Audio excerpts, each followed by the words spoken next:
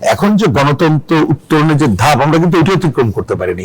কারণ নির্বাচন তো খবরই পাচ্ছি না, এখন জানি না যে সেটা আন্দোলন করে আদায় করতে হবে কিনা। যদি করতে হয় সেই কাজটাও আমরা যে করছি সেটা করব, এবং ভবিষ্যতে যদি সম্ভব হয় নির্বাচন করার জন্য আমরা সেই ধারায় যাব। আপনারা 8 দল নিয়ে ইতিমধ্যে বাম গণতান্ত্রিক জোট আছে, আরেকটি গণতান্ত্রিক যুক্ত ফ্রন্ট নামে একটা জোট করার চেষ্টা মনে হয় চলছে। এই বিষয়ে আসলে বলবেন, এটার আসলে উদ্দেশ্য কি?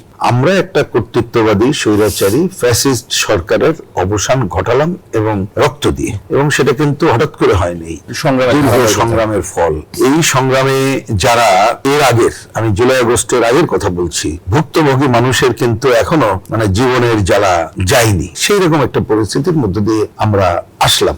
আসার পরে একটা প্রধান কাজটা কি, এই যে গণতন্ত্রের উত্তরণটা সফলভাবে ঘটানো, অন্তত পক্ষে অন্য কাজ বাদ দিলাম, তো সেইটা করতে গেলে অন্তত পক্ষে এই যে আন্দোলনকারী যে রাজনৈতিক দলগুলো ছিল তাদের মধ্যে তো সহনশীলতা থাকতে হবে। এটা না থাকলে কিন্তু আপনি ওই যে গণতন্ত্র উত্তরণের ওই পথে আগাতে পারবেন না। কোন কোন ক্ষেত্রে কি আমি সেই সহনশীলতা দেখতে অবশ্যই দেখতে পাচ্ছি, এটা আর বলার দরকার নেই, কিছুটা উনি বলেছেন, এটা দেখছি আর বলার দরকার না। আমি খালি একটু লিঙ্ক করার জন্য বলছি, দেখুন 90-এর গণ অভ্যুত্থানের পর যার অন্যতম একজন নেতা তো হাবিবুর রহমান হাবিব ছিলেন, সেটা হয়তো ওই প্রজন্ম জানে না বলে বারবার বলতে হয়, যদি এটা আমার বলতে ইচ্ছা করে না, কিন্তু কি করবো, অন্যরা কি লেখাপড়া কতটুক কি করে না করে জানি না, বিশেষ করে হিস্ট্রি, এই জন্য বললাম। তো এইটা একটু জানার জন্য বলি, ওই সময় কিন্তু রাজনৈতিক দল যেমন 3 জোটের রূপরেখা করেই আন্দোলন করেছিল, কিন্তু তারপরে বিজয়ের পর আমাদের একটা আচরণবিধি তৈরি হয়েছিল। আমি অত চলে যাচ্ছি না, তার মধ্যে একটা পয়েন্ট কি ছিল জানেন, যে আমাদের মধ্যে পরস্পর যদি সংকট হয় আমরা আলাপ আলোচনা করে সংকট সমাধান। একটা পয়েন্ট আমি খালি বললাম, কে রেখেছে রেখে না সে আলোচনা আমি করছি না। তার আমি বলছি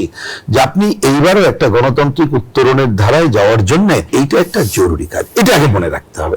এই পয়েন্টে আমি দাঁড়িয়ে টানলাম। সেকেন্ড পয়েন্টে এবার আসি, যেহেতু জোটের আলোচনা করছেন, আমি এটাকে খুবই স্বাভাবিক ঘটনা দেখি এই কারণে, কারণ আমাদেরকে এই যে গণতান্ত্রিক ধারা উত্তরণের একটা পদক্ষেপ তো হবে ভোট, দ্রুত, সুষ্ঠু, গ্রহণযোগ্য, অংশগ্রহণমূলক ভোট, এটাই প্রধান কাজ। সরকারকে একেবারে এর জন্য যা যা সংস্কার করা দরকার সেটাই করে ভোটের যাওয়া দরকার, কিন্তু এখনকার বাস্তবে শুধু আগে ভোটের তারিখ ঘোষণা করুক, করেই এই সময়কালে এই সংস্কারগুলো করুক। এখন ধরেন যখন ওই জায়গায় আমরা যাবো, তাহলে একটা রাজনৈতিক দল তো যার যার একটা নীতি আদর্শ আছে, তার তো কতগুলো নীতি আদর্শ। এখন ধরেন আমাদের দল বাংলাদেশের কমিউনিস্ট পার্টি, আমাদের একটা জোট আছে বাম গণতান্ত্রিক জোট। আমরা যেমন এই সরকারের বিরুদ্ধে যখন লড়াই সূচনা করেছিলাম, তখন এক লাইনে 3টা কথা বলেছিলাম, দুঃশাসন হটাও, ব্যবস্থা বদলাও, এর জন্য একটা বিকল্প শক্তি সমাবেশ করে তোলো। আমরা দুঃশাসন শাসককে হটিয়েছি, কিন্তু ব্যবস্থা বদলে সংগ্রামটা আমাকে করতে হবে এবং একটা অল্টারনেট শক্তি গড়ে তুলতে হবে। আমরা কর্মসূচি ভিত্তিক আন্দোলন এবং ভবিষ্যতে যদি সম্ভব হয় নির্বাচন করার জন্য আমরা সেই ধারায় যাব। এই বিবেচনা থেকে আমরা বলি যে এই পতিত স্বৈরাচার, তাদের সাথে তো এবং তাদের সাথে যারা একসাথে ছিল তাদের সাথে তো আলোচনা অবান্তর, ওই আলোচনাও নাই। এর বাইরেও বাংলাদেশে অতীত দিনে অন্যান্যরা যে জোট পলিটিক্স হয়েছে তারা তাদের মতো করুক, আমাদের সাথে যোগাযোগ সহমর্মিত থাকবে, এটা অনেকদিন ধরে চেষ্টা চালাচ্ছি। সর্বশেষ জানেন এই মাসের 3 তারিখে আমরা যে উদ্যানে যে সমাবেশ করলাম, সেখান তো আমরা ওই কথা বলেছি। তার পার্ট হিসাবে আমরা আমাদের এই বাম জোট তো আছেই, তার বাইরে একটা ফ্যাসিবাদ বিরোধী জোট আছে, তার বাইরে বাংলাদেশ জাসদ এইটা একটা সংগঠন আছে, এমনকি গণফোরাম তারা ঐক্যবদ্ধ হয়েছে আছে। এর বাইরে আরো অনেকগুলো বাম সংগঠন আছে, ঐক্যনাথ পঙ্কজ দা তিনি নাই, কিন্তু তারা দ্বিদলের বাইরে যে বিকল্প করা কিন্তু তিনি চেষ্টা করেছেন সেইটা আছে। এর বাইরে আমাদের আরো চিন্তা আছে, যেমন ধরেন বিভিন্ন শ্রেণী পেশার সংগঠন আছে, যেমন দলিত অর্গানাইজেশন আছে, আদিবাসী আছে, আরো বিভিন্ন গোষ্ঠী আছে, যে আমরা তাদেরকে কতগুলো কর্মসূচি ভিত্তিতে একত্রিত করতে চাই এবং লক্ষ্যটা হচ্ছে ব্যবস্থা বদল করা। সেই জন্য আমরা এটা একটা আলোচনা এখনো চালাচ্ছি।